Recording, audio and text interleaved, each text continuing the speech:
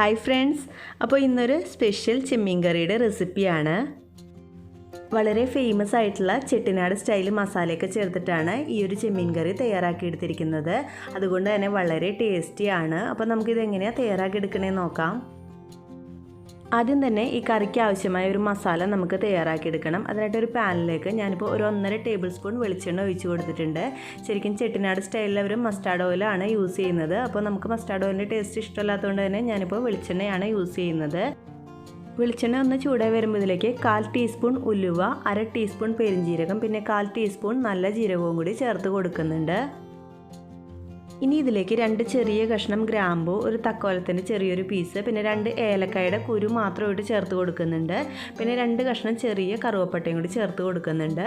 അപ്പോൾ നമ്മൾ ഫിഷിൻ്റെ ഐറ്റമാണ് തയ്യാറാക്കുന്നത്, അതുകൊണ്ട് തന്നെ ഒരുപാട് മസാലയുടെ ആവശ്യമില്ല. ഇനി ഇതിലേക്ക് നിങ്ങളുടെ അടുത്ത് മുഴുവനായിട്ടുള്ള മല്ലി ഉണ്ടെന്നുണ്ടെങ്കിൽ അതൊരു 2 ടീസ്പൂൺ ചേർത്ത് കൊടുക്കാം കേട്ടോ. പിന്നെ അതുപോലെ തന്നെ കുരുമുളക് ഉണ്ടെന്നുണ്ടെങ്കിൽ 1 ടീസ്പൂൺ കുരുമുളകും ചേർത്ത് കൊടുക്കാം. അപ്പോൾ ഞാനിതൊക്കെ പൊടികളായിട്ടാണ് യൂസ് ചെയ്യുന്നത്, അതുകൊണ്ട് തന്നെ തേങ്ങയൊക്കെ ചേർത്തിട്ട് പകുതി ആകുമ്പോഴേ ചേർത്ത് കൊടുക്കുന്നുള്ളൂ. ഇപ്പോൾ നമ്മൾ എണ്ണയിലേക്ക് ചേർത്ത മസാലകളൊക്കെ മൂത്ത് നല്ലൊരു മണം വരുന്നുണ്ട്. ഇനി ഇതിലേക്ക് 1 കപ്പ് തേങ്ങ ചിരവിയത് ചേർത്ത് കൊടുക്കാം. അപ്പോൾ ഞാൻ അതിന് മുന്നായിട്ട് കുറച്ച് കറിവേപ്പിലയും കൂടി ആഡ് ചെയ്ത് കൊടുത്തിട്ടുണ്ടായിരുന്നു. ഇനി ഈ തേങ്ങയും മസാലയും കൂടി ഒരു ലൈറ്റ് ബ്രൗൺ കളർ ആവുന്നത് വരെ നമുക്ക് വഴറ്റിയെടുക്കാം. ശരിക്കും ഒതൻറ്റിക് ആയിട്ടുള്ള ചെട്ടിനാട് മസാലയിൽ സ്റ്റോൺ ഫ്ലവർ എന്ന് പറഞ്ഞൊരു സ്പൈസും കൂടി അവർ ചേർത്ത് കൊടുക്കുന്നുണ്ട്. അപ്പോൾ എനിക്കിപ്പോൾ ഇത് അവൈലബിൾ അല്ലാത്തതുകൊണ്ട് ഞാൻ ആഡ് ചെയ്യുന്നില്ല. അപ്പോൾ നിങ്ങൾക്ക് അവൈലബിൾ ആണെന്നുണ്ടെങ്കിൽ അതൊരു 2 പീസും കൂടി ചേർത്ത് കൊടുക്കാം. നമ്മൾ ചേർത്ത തേങ്ങ ഇപ്പോൾ പകുതിയോളം മൂത്ത് വന്നിട്ടുണ്ട്. ഈ ഒരു സ്റ്റേജ് ആകുമ്പോൾ ഇതിലേക്ക് ഒരു 6 ഉണക്കമുളക് ചേർത്ത് കൊടുക്കാം. അപ്പോൾ തേങ്ങ പകുതിയോളം മൂത്തതിന് ശേഷം മാത്രം ചേർത്ത് കൊടുത്താൽ മതി, അല്ലെങ്കിൽ മുളക് പെട്ടെന്ന് തന്നെ കരിഞ്ഞു പോകും. ഇനി ഇതിലേക്ക് 1 ടീസ്പൂൺ നിറച്ച് കുരുമുളക് പൊടി, പിന്നെ 2 ടീസ്പൂൺ മല്ലിപ്പൊടിയും കൂടി ചേർത്ത് കൊടുക്കാം. എന്നിട്ട് ഈ മസാലയുടെ പച്ചമണമൊക്കെ മാറുന്നത് വരെ നന്നായിട്ടൊന്ന് മൂപ്പിച്ചെടുക്കാം. അപ്പോൾ എൻ്റെ അടുത്ത് മുഴുവനായിട്ടുള്ള മല്ലിയും കുരുമുളകും ഇല്ലാത്തതുകൊണ്ടാണ് ഞാനിപ്പോൾ പൊടി ചേർത്ത് കൊടുത്തത്. അപ്പോൾ നിങ്ങൾ പൊടി ചേർത്ത് കൊടുക്കുകയാണെന്നുണ്ടെങ്കിൽ ഈ ഒരു സ്റ്റേജിൽ ചേർത്ത് കൊടുത്താൽ മതി. ഇനി ഇതൊരു 2-3 മിനിറ്റും കൂടി നന്നായിട്ട് വഴറ്റി കൊടുത്തു കഴിയുമ്പോൾ നന്നായിട്ട് മൂത്ത് വരും. ഇപ്പോൾ തേങ്ങയും മസാലയൊക്കെ നന്നായിട്ട് മൂത്ത് വന്നിട്ടുണ്ട്. ഇനി നമുക്ക് ഗ്യാസ് ഓഫ് ചെയ്യാം. തണുത്തതിന് ശേഷം മിക്സിയുടെ ചെറിയ ജാറിലിട്ടിട്ട് കുറച്ച് വെള്ളം കൂടി ചേർത്തിട്ട് നന്നായിട്ടൊന്ന് അരച്ചെടുക്കണം. ഈ ഒരു സ്പെഷ്യൽ മസാലയാണ് ചെട്ടിനാട് കറിക്ക് ഒരു സ്പെഷ്യൽ ടേസ്റ്റ് കൊടുക്കുന്നത്. ഇനി അടുത്ത സ്റ്റെപ്പ്, കറി തയ്യാറാക്കാനായിട്ട് ഞാനിപ്പോൾ ഒരു ചട്ടി അടുപ്പത്ത് വെച്ചിട്ടുണ്ട്. ചട്ടി ഒന്ന് ചൂടായി വന്നപ്പോൾ 2 ടേബിൾ സ്പൂൺ അളവിൽ വെളിച്ചെണ്ണ ഒഴിച്ച് കൊടുത്തിട്ടുണ്ട്. വെളിച്ചെണ്ണ ഒന്ന് ചൂടായി വരുമ്പോൾ നമുക്കിതിലേക്ക് കുറച്ച് കറിവേപ്പില ആദ്യം തന്നെ ആഡ് ചെയ്ത് കൊടുക്കാം. കറിവേപ്പില ചേർത്തതിന് ശേഷം ഇതിലേക്ക് 2 ഉണക്കമുളക് ചേർത്ത് കൊടുക്കുന്നുണ്ട്. അതിൻ്റെ കൂടെ തന്നെ 1 ടേബിൾ സ്പൂൺ അളവിൽ ഇഞ്ചി വെളുത്തുള്ളി ചതച്ചതും ഒരു 6 പച്ചമുളക് അരിഞ്ഞതും കൂടി ചേർത്ത് കൊടുക്കുന്നുണ്ട്. ഇനി ഇതിൻ്റെ പച്ചമണമൊക്കെ മാറുന്നത് വരെ നന്നായിട്ടൊന്ന് വഴറ്റി കൊടുക്കാം. ഇപ്പോൾ ഇഞ്ചിയും പച്ചമുളകും വെളുത്തുള്ളിയൊക്കെ നന്നായിട്ട് മൂത്ത് വന്നിട്ടുണ്ട്. ഇനി ഇതിലേക്ക് 250 ഗ്രാം അളവിൽ ചെറിയുള്ളി അരിഞ്ഞത് ചേർത്ത് കൊടുക്കാം. അപ്പോൾ ഈ ഒരു കറിക്ക് ചെറിയുള്ളി തന്നെയാണ് ഏറ്റവും ടേസ്റ്റ്. ചെറിയുള്ളി ഇല്ലാന്നുണ്ടെങ്കിൽ മാത്രം സവാള ചേർത്ത് കൊടുക്കാം.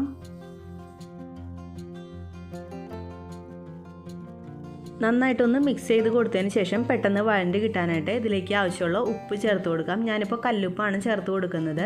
അപ്പോൾ നിങ്ങൾ കറിയൊക്കെ വെക്കുമ്പോൾ കല്ലുപ്പ് ചേർത്ത് കൊടുക്കുകയാണെന്നുണ്ടെങ്കിൽ കുറച്ചും കൂടി ടേസ്റ്റ് കൂടും കേട്ടോ. അപ്പോൾ മാക്സിമം കല്ലുപ്പ് എടുക്കാനായിട്ട് ശ്രദ്ധിക്കുക. ഇനി ഉള്ളി നന്നായിട്ട് ബ്രൗൺ കളർ ആവുന്നത് വരെ വഴറ്റി കൊടുത്തുകൊണ്ടിരിക്കാം.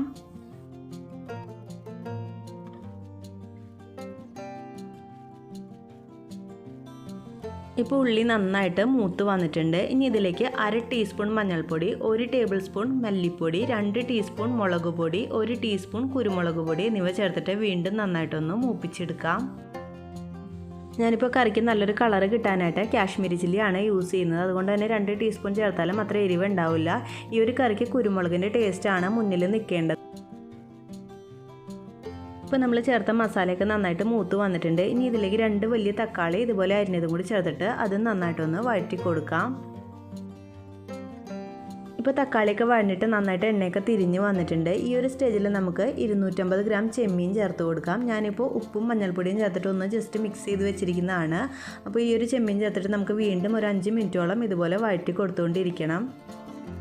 അപ്പോൾ ഇതുപോലെ ചെമ്മീൻ കറിയൊക്കെ വെക്കുമ്പോൾ പ്രത്യേകം ശ്രദ്ധിക്കുക. അതിൻ്റെ ഉള്ളിലെ ആ ഒരു കറുത്ത ഞരമ്പൊക്കെ കളഞ്ഞിട്ട് വേണം എടുക്കാനായിട്ട്, അല്ലെങ്കിൽ നമുക്ക് അലർജി ഉണ്ടാവാനായിട്ടുള്ള ചാൻസസ് ഉണ്ട്.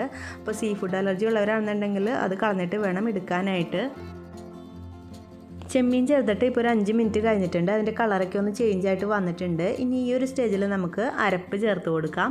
കുറച്ച് വെള്ളം ചേർത്തിട്ട് മിക്സിയുടെ ചെറിയ ജാറിലിട്ടിട്ട് അരച്ചെടുത്തിരിക്കുന്നതാണ്. അതും കൂടി ചേർത്തിട്ട് വീണ്ടും നന്നായിട്ടൊന്ന് വഴറ്റി കൊടുക്കാം. നമ്മൾ നാടൻ ചെമ്മീൻ തീയൽ തയ്യാറാക്കില്ലേ, ആ ഒരു രീതി തന്നെയാണ്. പക്ഷേ മസാലകളിൽ മാത്രം കുറച്ചൊരു വ്യത്യാസമുണ്ട്.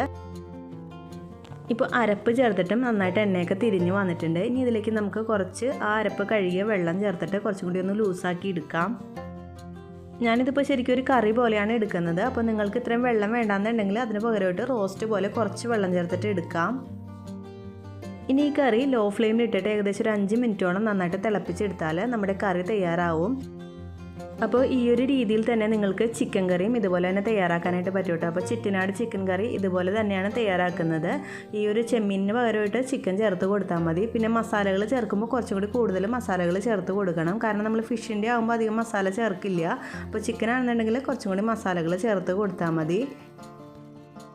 ഇപ്പോൾ നമ്മുടെ വളരെ ടേസ്റ്റി ആയിട്ടുള്ള ചെമ്മീൻ കറി തയ്യാറായിട്ടുണ്ട്. ലാസ്റ്റായിട്ട് ഇതിലേക്ക് കുറച്ച് കറിവേപ്പിലയും കൂടി ചേർത്തിട്ട് നമുക്ക് ഗ്യാസ് ഓഫ് ചെയ്യാം.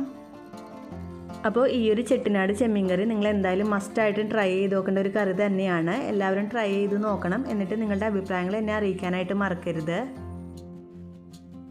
ഇതുപോലെയുള്ള റെസിപ്പീസ് ഇനിയും നിങ്ങൾക്ക് കിട്ടുന്നതിനായിട്ട് നിങ്ങൾ ഈ ചാനൽ ഇതുവരെ സബ്സ്ക്രൈബ് ചെയ്തിട്ടില്ലെങ്കിൽ ആ റെഡ് കളർ സബ്സ്ക്രൈബ് ബട്ടൺ ഒന്ന് ക്ലിക്ക് ചെയ്യണേ. താങ്ക്